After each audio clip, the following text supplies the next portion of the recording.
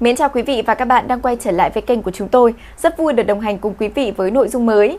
Hôm nay là ngày đặc biệt của Lọ Lem, MC Quyền Linh đã nói điều gì với con gái rượu?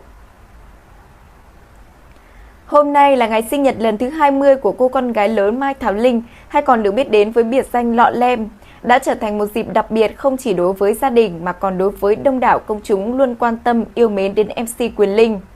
Nhân dịp này, MC Quyền Linh được mệnh danh là MC quốc dân và đã gắn bó với nghệ thuật hơn 20 năm, đã dành những lời nhắn nhủ đầy xúc động gửi tới con gái, khiến nhiều khán giả không khỏi bồi hồi.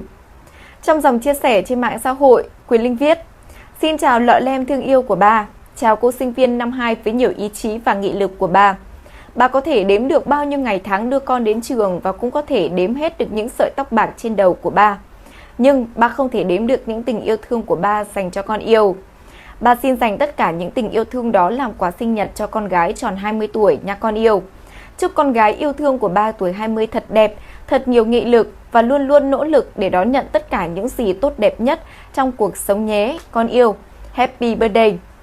Những lời chia sẻ này một lần nữa cho thấy phía sau hình ảnh của một MC gần gũi, chân chất trên sóng truyền hình, thì Quyền Linh còn là một người cha luôn quan tâm, yêu thương và dõi theo từng bước trưởng thành của những cô con gái.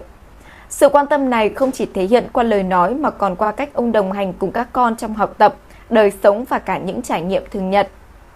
Mai Thảo Linh sinh năm 2006, sớm trở thành hiện tượng trên mạng xã hội nhờ ngoại hình nổi bật và thành tích học tập ấn tượng. Với chiều cao 1m73, cô hiện hoạt động trong vai trò mẫu ảnh, đại sứ thương hiệu và hợp tác với nhiều nhãn hàng. Thông tin về cô luôn nhận được sự quan tâm đặc biệt từ cộng đồng mạng, bởi vừa sở hữu hình ảnh xinh đẹp lại vừa có những đóng góp tích cực cho xã hội. Hiện tại Lọ Lem đang là sinh viên năm 2 tại một trường đại học quốc tế ở thành phố Hồ Chí Minh. Đáng chú ý, cô từng chia sẻ rằng từ năm 16 tuổi đã tự chủ tài chính, tự trang trải học phí và cả chi phí sinh hoạt. Không dừng lại ở đó, cô còn thành lập quỹ từ thiện mang tên Lo cho em, nhằm lan tỏa những giá trị tích cực và hỗ trợ những hoàn cảnh khó khăn. Việc này đã giúp cô nhận được nhiều lời khen ngợi từ công chúng, vừa là minh chứng cho sự độc lập, vừa cho thấy tấm lòng nhân ái của một người trẻ. Trong khi đời sống cá nhân của Lọ Lem vẫn được giữ khá kín đáo, cư dân mạng vẫn thường xuyên chia sẻ những chi tiết tương tác đáng chú ý giữa cô và một số người. Dù chưa có hình ảnh chính thức hay lời xác nhận trực tiếp từ Lọ Lem, những hình này vẫn đủ khiến cộng đồng mạng bàn tán sôi nổi, thể hiện sự quan tâm đặc biệt dành cho cô con gái của MC Quyền Linh.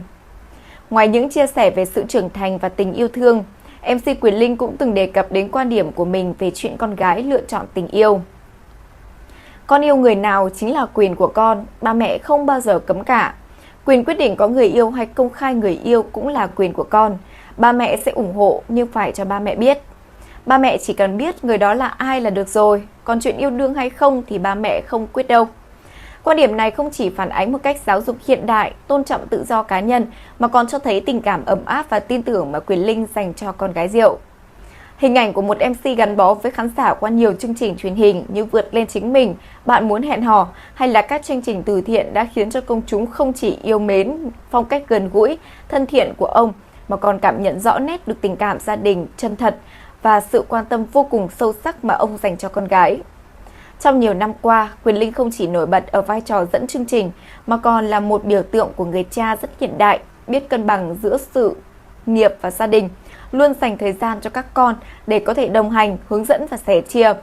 Sinh nhật lần thứ 20 của Lọ Lem không chỉ là một cột mốc quan trọng trong cuộc đời của cô mà còn là dịp để công chúng cảm nhận rõ hơn hình ảnh của một gia đình luôn gắn kết, nơi mà tình cha con luôn được đặt lên hàng đầu.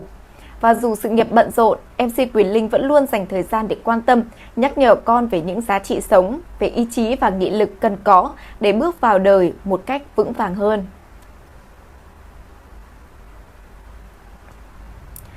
Vừa rồi là những thông tin mới nhất được cập nhật trên kênh của chúng tôi. Cảm ơn quý vị đã quan tâm theo dõi. Xin chào và hẹn gặp lại!